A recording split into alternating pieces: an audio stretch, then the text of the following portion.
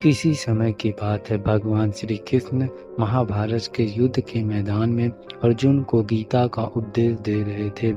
अर्जुन हमारे गहरे मानसिक संघर्ष में था और भगवान श्री कृष्ण से बोला, हे प्रभु, मैं जीवन में निर्णय कैसे लूं?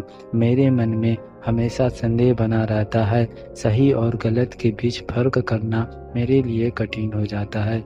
श्री कृष्ण ने अर्जुन की बात को ध्यान से सुना और मुस्कुराते हुए कहा, अर्जुन, जीवन में हर किसी को निर्णय लेना होता है और यह स्वाभाविक है कि हमें संदेह होता है, लेकिन याद रखो, संदेह का कारण अज्ञान।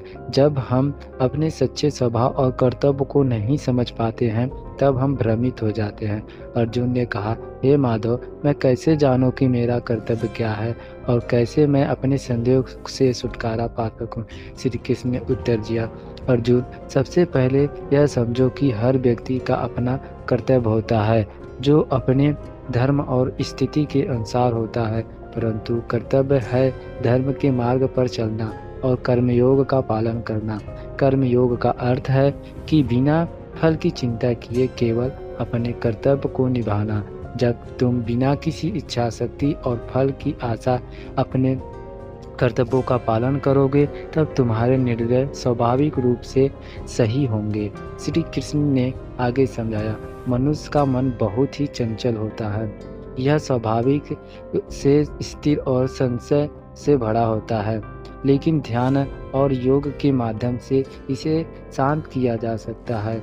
जब तुम ध्यान और आत्मनियंत्रण के माध्यम से अपने मन को स्थिर करोगे, तब तुम्हें अपने निर्णयों लेने में स्पष्टता मिलेगी। अर्जुन ने पूछा, हे प्रभु, ध्यान कैसे मेरे निर्णय लेने की शक्ति को बढ़ा सकता है? श्री कृष्ण ने उत्तर दिया, जब तुम्हारा मन शांत और स्थिर होता है, तब तुम अपनी आत्मा की आवाज़ को सुन सकते हो। आत्मा की आवाज़ कभी गलत नहीं होती है यदि तुम्हारा सच्चा मार्गदर्शक है। ध्यान का अभ्यास तुम्हें अपने मन के विचारों से मुक्त कराता है और तुम्हें सत्य की राह दिखाता है। अर्जुन ने सिर झुकाते हुए कहा, प्रभु, मैं अब सब समझ गया कि निर्णय लेने से पहले मन की शांति और आत्मा की आवाज़ सुनना कितना महत्वपूर्ण है। श्री कृष्ण ने अंत में कहा, अर्जुन, अगर तुम जीवन में धर्म, सत्य और कर्तव्य के मार्ग पर चलोगे तो तुम्हें कभी पछताना नहीं पड़ेगा। संदेह और भ्रम तभी समाप्त होते हैं जब तुम अपने धर्म का पालन करते हो और आत्मा की आवाज़ सुनते हो।